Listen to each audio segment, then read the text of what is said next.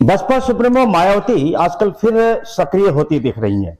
उत्तर प्रदेश के नगर निकाय चुनाव से पहले वह कुछ ऐसा करना चाहती हैं कि कार्यकर्ता पूरे जोश के साथ नगर निकाय चुनाव में बसपा प्रत्याशियों के लिए मेहनत कर सके। इसी कड़ी में उन्होंने कभी बसपा के कोर वोटर रहे पाल समाज के एक व्यक्ति को उत्तर प्रदेश का अध्यक्ष बना दिया है। यानी मायावती एक बार फिर से अपने पुराने ढर्रे पे लौट आई हैं। एक बार फिर से उन्होंने पाल समाज पर भरोसा जताया है। मजे की बात यह है कि जिस व्यक्ति को मायावती ने उत्तर प्रदेश की कमान सौंपी है, वह व्यक्ति ना तो कभी एमपी रहा है, ना एमएलए रहा है और ना ही मंत्री रहा है। जबकि बसपा ने इसके पहले भी पाल समाज के दो व्यक्तियों को प्रदेश की कमान सौंपी थी। वह दोनों पाल समाज के व्यक्ति विधायक के साथ साथ मंत्री भी रहे। हालांकि पाल समाज बसपा से छिटक चुका है और पिछले कई चुनाव में उस समाज की जो वोटें हैं वो भाजपा को मिलती रही हैं। तो क्या पाल समाज के व्यक्ति को प्रदेश अध्यक्ष बनाकर मायावती शायद यह सोच रही हैं कि पाल समाज एक बार फिर बसपा के साथ जुड़ जाएगा? चलिए इन्हीं सब बातों की चर्चा करेंगे हम आज अपनी इस रिपोर्ट में। बस आप बने रहिए हमारे साथ और देखते रहिए विजडम न्यूज। नमस्कार, मैं हूं शंकर विश्वकर्मा। हमारे चैनल की जो टैगलाइन है वह है न इधर न उधर, सच की डगर। हमारी कोशिश रहती है कि अपनी टैगलाइन के मुताबिक ही हम खबरों का विश्लेषण करें और उसी के अनुरूप उसे पेश करें। तो चर्चा हो रही थी कि मायावती ने पाल समाज के व्यक्ति को अध्यक्ष क्यों बनाया, वह भी एक ऐसे व्यक्ति को जो न तो कभी एमएलए रहा, न एमपी रहा और न ही मंत्री रहा। चलिए आगे बढ़ने से पहले उत्तर प्रदेश के नवनियुक्त बसपा के अध्यक्ष के बारे में कुछ जानकारी दे देते हैं। इनका नाम विश्वनाथ पाल है। विश्वनाथ पाल अयोध्या जिले के रहने वाले हैं। ये पिछले लगभग 24 वर्षों से बसपा से जुड़े हुए हैं। ब्लॉक और तहसील स्तर के पदाधिकारी भी रहे हैं। एक बार उन्होंने जिला पंचायत सदस्य का चुनाव भी लड़ा था, लेकिन वह हार गए थे। पाल समाज के लोग उत्तर प्रदेश के किस जिले में ज्यादा संख्या में है, यह बताने से पहले आइए एक बार इस पर नजर डाल लेते हैं कि बसपा ने पाल समाज के किन लोगों को इसके पहले प्रदेश अध्यक्ष की जिम्मेदारी दी थी।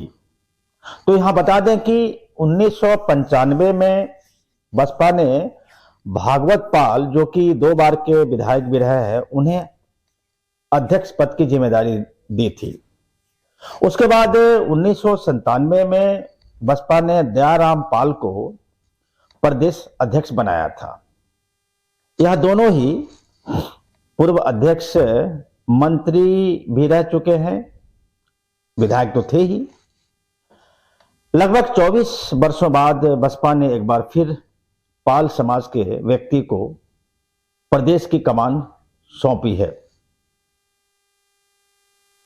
अति पिछड़े वर्ग के लोगों को अपने पाले में करने की कोशिश में मायावती ने यहां दांव खेला है। हालांकि नवनियुक्त अध्यक्ष विश्वनाथ पाल ओबीसी की अन्य अति पिछड़ी जातियों को बसपा में वापस करा पाएंगे, अभी इसकी कोई गारंटी तो नहीं है, लेकिन पार्टी इनसे उम्मीद यह जरूर करेगी कि कम से कम वह अपनी बिरादरी यानी पाल समाज के लोगों को बसपा की तरफ मोड़ने में सफल हो जाए।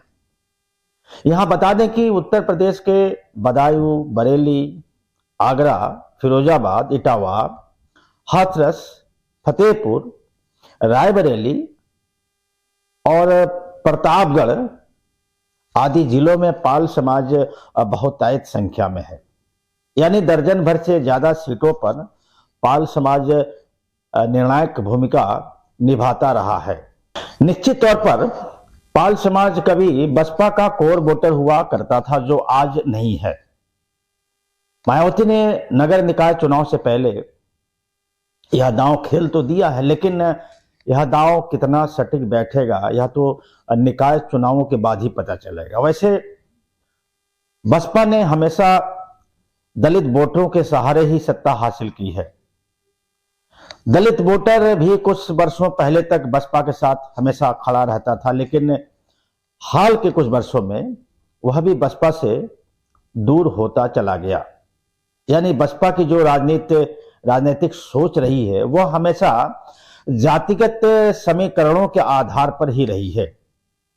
मायावती ने अगर विश्वनाथ पाल को प्रदेश अध्यक्ष बनाया है तो इस बार भी उनकी सोच वही है, जबकि पूरे देश में इस समय राजनीति का ट्रेंड बदल चुका है या बदलता जा रहा है।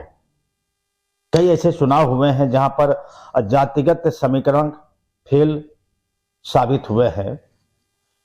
बिना जातिगत समीकरण के आधार पर अगर किसी पार्टी ने सत्ता हासिल की है तो वह देश की एक पार्टी है आम आदमी पार्टी। बल्कि आम आदमी पार्टी ने राजनीति करने का ढंग ही बदल दिया है। हाँ, देश के कई राज्य ऐसे हैं आज भी जहां पर जातिगत समीकरणों के आधार पर पार्टियां सत्ता हासिल कर रही हैं, लेकिन संभवतः यह बहुत दिनों तक चलने वाला नहीं है। ऐसे में मायावती ने जो दांव खेला है उसका उन्हें कितना फायदा मिलेगा यह तो आगे आने वाले चुनाव परिणामों के बाद ही पता चलेगा।